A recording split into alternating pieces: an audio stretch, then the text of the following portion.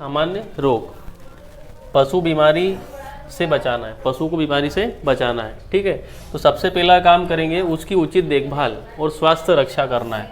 पशु को बीमारी से बचाना है तो पहला काम करेंगे उचित देखभाल और उसकी स्वास्थ्य रक्षा। दूसरा काम करेंगे हम दाने व चारे की हमको उचित व्यवस्था करनी है ताकि उसको जो है वो एनर्जी मिलती रहे। दूसरा, वो जहाँ रह रहा है वहाँ पर हमको उचित प्रबंधन करना है ताकि वहाँ पर रोगाणु ना फैले, इसी प्रकार की बीमारी ना फैले। चौथा काम करना है वहाँ पर उचित प्रजनन की व्यवस्था होनी चाहिए। जहाँ पर आप पशुपालन कर रहे हो वहाँ पर जो पशु है उसकी प्रजनन की उचित व्यवस्था होनी चाहिए ताकि वहाँ पर कोई रोग ना हो। उसके बाद हम देखेंगे, हमारा टॉपिक अगला है पशुओं के बीमारी के होने के कारण। पशु क्यों बीमार होता है? तो सबसे पहले जो मेन कारण निकल के आता है कि पशु को जब आहार की कमी होती है, जब उसको भोजन की कमी होती है तो वो बीमार होता है। दूसरा कारण वैज्ञानिक जानकारी का कृषक को अभाव रहता है, पशुपालक को अभाव रहता है, जिससे वो पशु के अंदर फैलने वाली बीमारी के लक्षण पहचान नहीं पाता है। उसके बाद व्यापारिक दृष्टिकोण की कमी होती है। व्यापारिक दृष्टिकोण कमी होने के कारण कई बार पशु बीमार हो जाता है। ठीक है, उसके बाद रोग की रोकथाम कि उचित प्रबंधन की कमी होने के कारण जब रोग फैल जाता है या फैलने से पहले हम प्रबंध कर लेना चाहिए, उसकी कमी होने के कारण हम जो है वो पशु को बीमार कर देते हैं। उसके बाद बीमारी के लक्षण की पहचान नहीं कर पाते हैं। ठीक है, जिससे पशु बीमार हो जाता है। उसके बाद हमारा अगला टॉपिक आता है पशुओं को स्वस्थ रखने की बातें।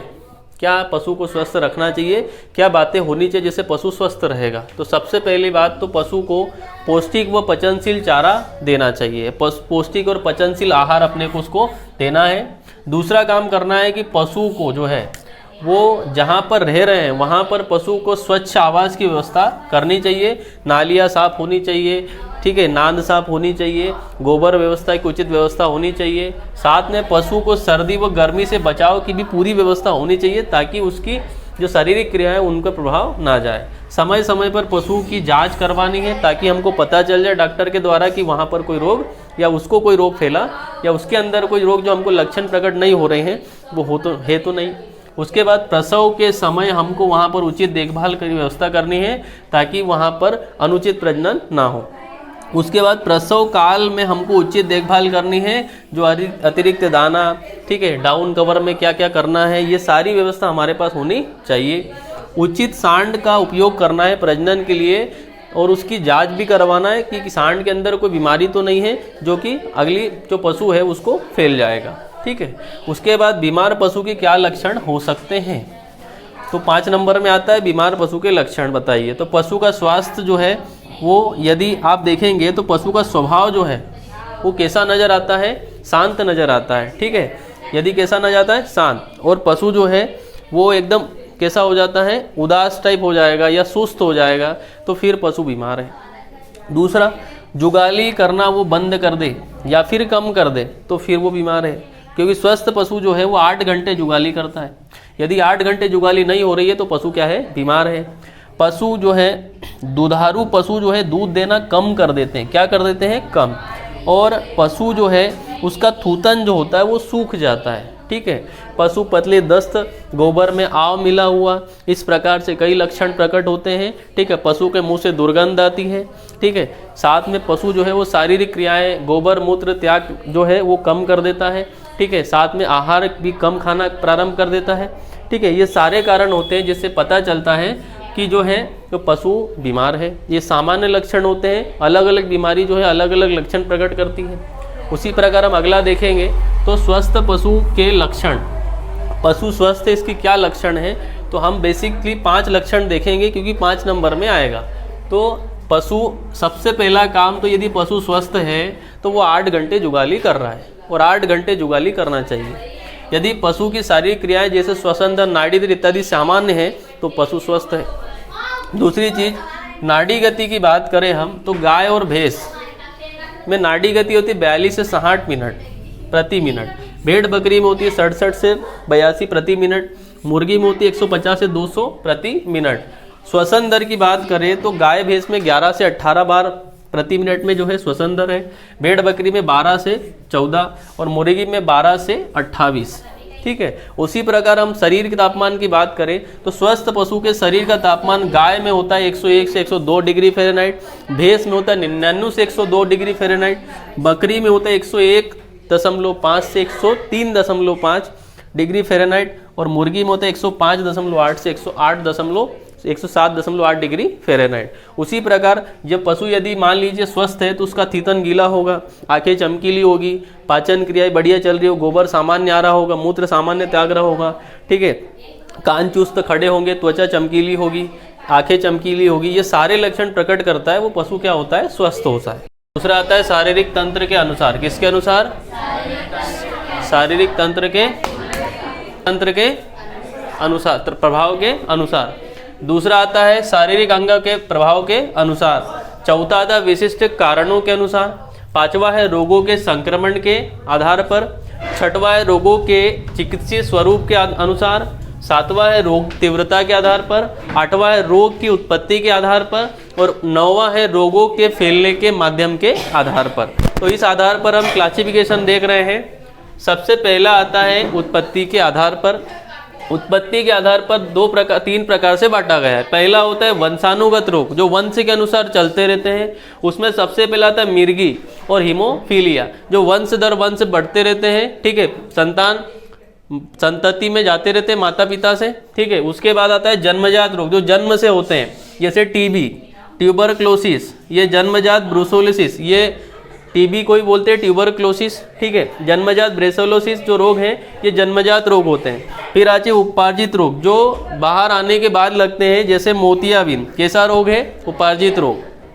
शारीरिक तंत्र के प्रभाव के अनुसार सबसे पहला स्थानीय रोग, जिसमें फोड़ा, ग्लोसाइटिस मतलब जीभ जो होती है उसमें होता है, ठीक है। दूसरा होता है व्यापक रोग, इसी के अंदर व्यापक रोग मतलब सेप्टिसेमिया इसका उदाहरण और टामसीमिया इसका क्या है, उदाहरण है।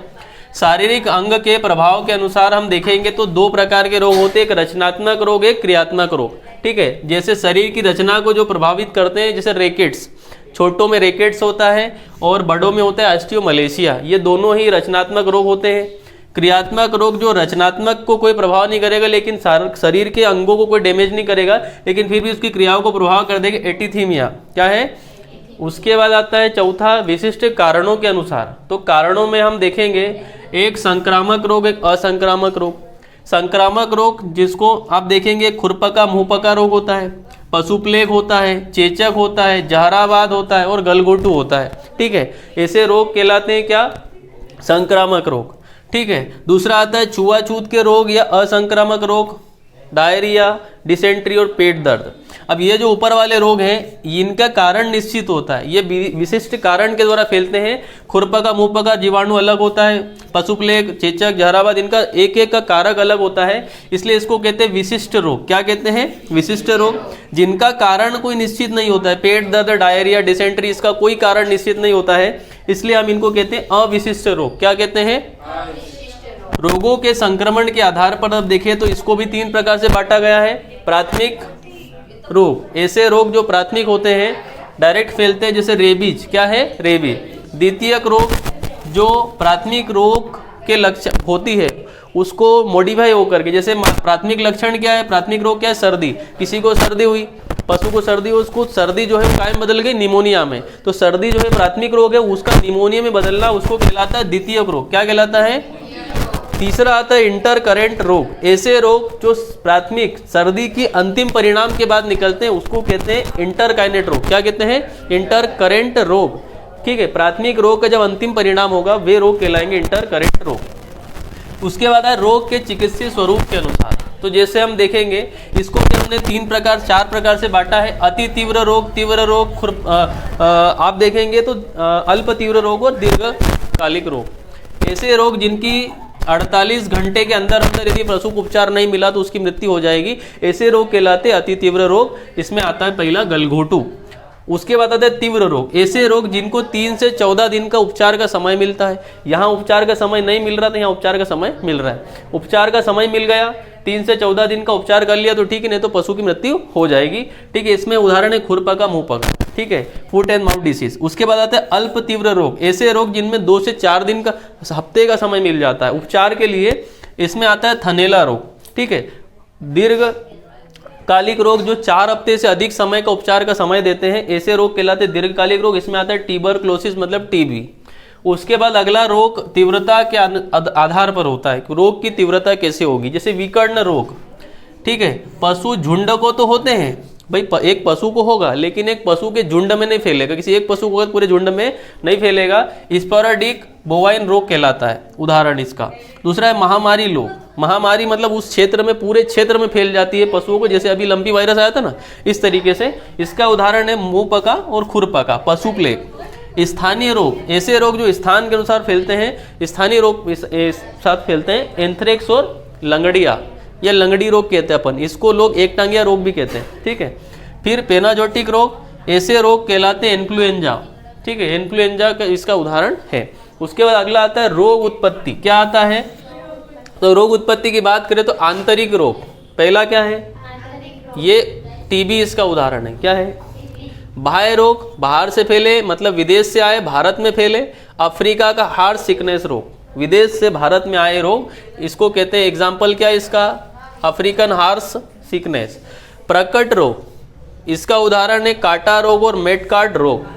फिर आता है रोग के फैलने के माध्यम, हवा, पानी, भोजन, मिट्टी आदि के द्वारा फैलते हैं। हवा के द्वारा फैलने वाले रोग में विषाणु ज़्यादा कारगर होते हैं, ज़्यादातर विषाणु फैलाते हैं। इसका पहला उदाहरण है खुरपका मुंहपका।